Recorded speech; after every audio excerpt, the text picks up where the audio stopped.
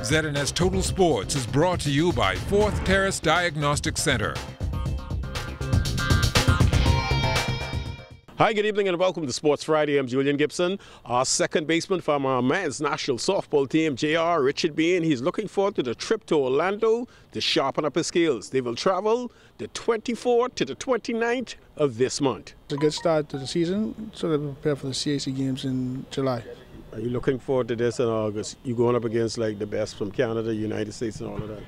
Well, I've faced pretty much all the best pitchers in the world, besides maybe one or two, so it shouldn't be a different challenge. The team really is our focus, trying to get everything together for the S.A.C games. Are you satisfied how things are coming together? Well, so far so good. We're coming along pretty good. We're just starting off the new year with practice this evening, and we're going to work towards the tournament at the end of the month and push towards S.A.C. Junior boys basketball action taking place yesterday at Kingsway. S.A.C junior boys, boy, they did a number on Kingsway Saints. The Saints didn't go marching in. It was S.A.C winning big, 44-31. Coming off the Christmas break, I wouldn't exactly say an easy day, man. We played a little sluggish, started really slow in the first half, the first quarter, and throughout the second quarter we started to get things going and started playing a little better offensively and defensively. But we performed good. It's a little shaky in the first quarter. We come around the second quarter. In the fourth quarter, we pulled through and won the game. My boys was really cool. They didn't come with intensity. They didn't come with no heart. But hopefully next time we'll do better. We gained the lead. We wasn't keeping up. We fall back, and the ref just wasn't on our side. Still on the basketball beat, come Saturday, it will be the start of the Freedom Baptist Academy basketball tournament. This one is for primary school boys and girls, and also junior girls. Plans are looking well. We're looking to have at least close to 20 teams. We have Temple Christian, Kingsway, Princeville bringing a few teams. A lot of the good teams that participated in the previous Father Mastering tournament, so we're excited about bringing that competition over to our tournament. This is the fifth year of our tournament. The games will be played double elimination, so yeah, we'll be looking to see how things go. I look forward to this tournament every year because what I see in it is a lot of the young people, they tend to open up, even make new friendship. And the whole idea of this tournament is really to curb the energy of our young people, right, so that they could see that there's a way out. Not just talking to them about the Bible, but we discuss other things. We go on trips. We have luncheon for them. We don't just stop here. We even have a school for them to attend that we cater to the youths in the communities. This is a way for Freedom to do evangelism work, so to speak. It isn't like most of the tournaments you go into and it's just about basketball.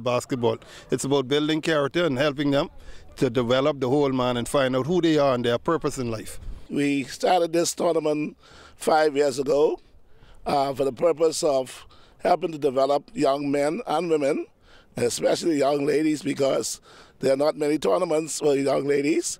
And we have the primary girls and primary boys and the junior. Now that's one of the challenges we've had, having a number of junior girls.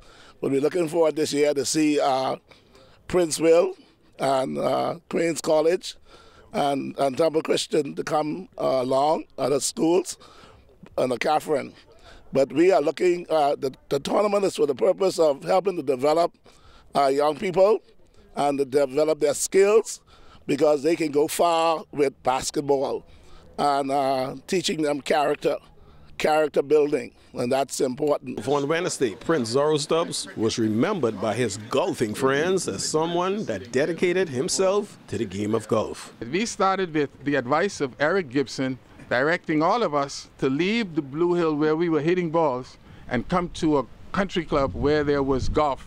And that's how we learned the game, under the advice of Eric Gibson taking us to the country club. Apart from times like this where we have lost someone, that maybe Brother Flowers, that all of you here, we should be telling these kinds of stories, because I really don't think our young people appreciate that, you know, the simple things that they do growing up can forge some deep relationships and over time build a country. Because as I look around, I mean, you know, this is the who's who in our country, either on the front line or back of house.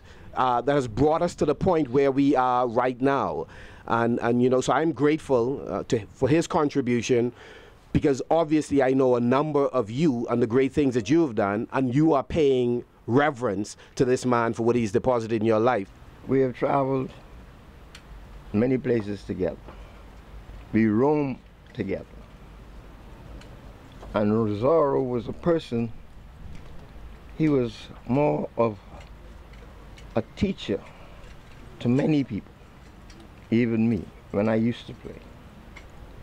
On the old Paradise course, I could remember when Shane Gibson, his brother, some of the younger folks like Keno, Turnquest, and were all starting to play golf. And Zorro used to follow them, teach them, and especially the rules of golf.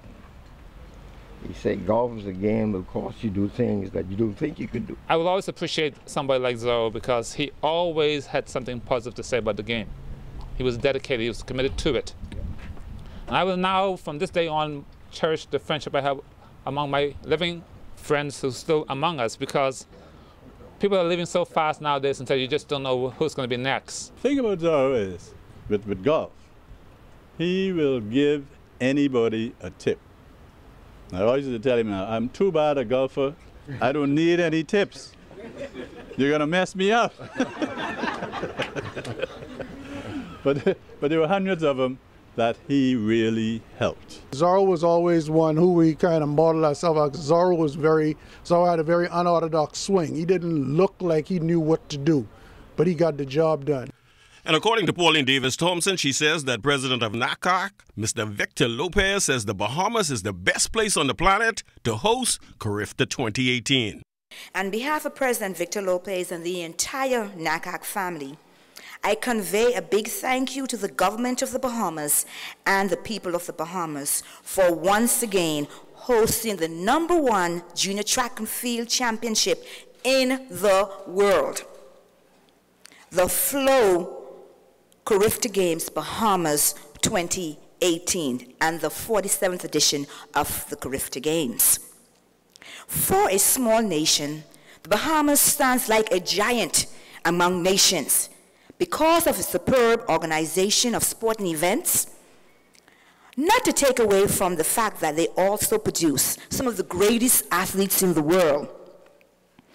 We, the entire NACAC family, and the entire IAAF family, we're looking forward to another amazing CARIFTA game here in the Bahamas. And we have no doubt in our mind that the rhythm and the soul of the Bahamas will be once again on display for another amazing CARIFTA Games.